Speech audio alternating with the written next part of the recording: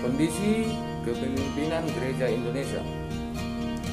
Ada tokoh yang berpendapat, yaitu Ekstrom dan Dayton tahun 1998. Kepemimpinan Kristen adalah kepemimpinan yang dimotivasi oleh kasih dan disediakan khusus untuk melayani. Yang berarti kepemimpinan itu dapat diibaratkan sebagai pembantu atau budak yang ikhlas untuk melayani dengan segenap hati yang sesuai dengan wahyu ilahi, sehingga posisi pemimpin yang sebenarnya berada di bawah yang dipimpin. Dunia kepemimpinan bisa dikategorikan sebagai dunia di mana manusia dapat melakukan dan menerapkan berbagai prinsip, visi, dan keinginan yang ingin dicapainya. Dalam konteks yang lebih sempit, kepemimpinan adalah cara membawa orang lain untuk masuk ke dalam sebuah rencana yang terstruktur.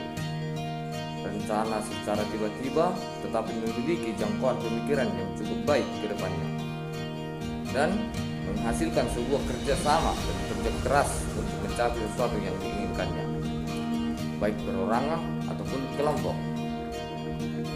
Memimpin memang dianggap memiliki kelebihan dan kekurangan, akan tetapi hal itu dianggap sebagai sesuatu yang lumrah.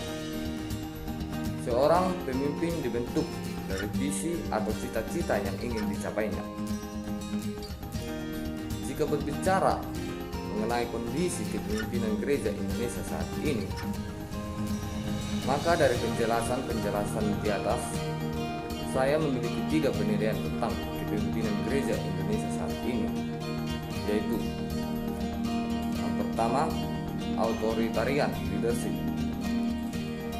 Authoritarian leadership adalah suatu tipe kepemimpinan di mana pemimpin menganggap kepemimpinan merupakan hak pribadinya, di mana banyak pendeta-pendeta yang memimpin di gereja-gereja menganggap dirinya adalah paling benar, sehingga menimbulkan keegoisan di mana pendeta tidak menerima saran dari jemaat-jemaat karena di mana pendeta tersebut merasa apa yang dia tentukan sudah benar. Namun pendeta tidak melihat bagaimana kondisi jemaat-jemaat di sekitarnya. Dalam tipe ini biasanya akan timbul perpecahan antara jemaat dan pendeta, ataupun jemaat dengan jemaat, di mana dengan adanya pengelompokan dalam suatu gereja tersebut. Yang kedua, paternalistic leadership. Paternalistic leadership adalah pemimpin yang bertindak sebagai ayah, pengasuh, pelindung, pembimbing dari anggota-anggotanya, di mana tipe ini masih bisa kita lihat dalam gereja-gereja saat ini.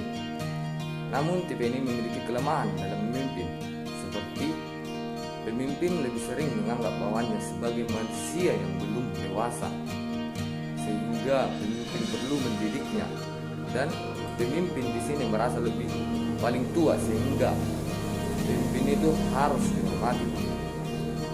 Yang ketiga, non-personal leadership.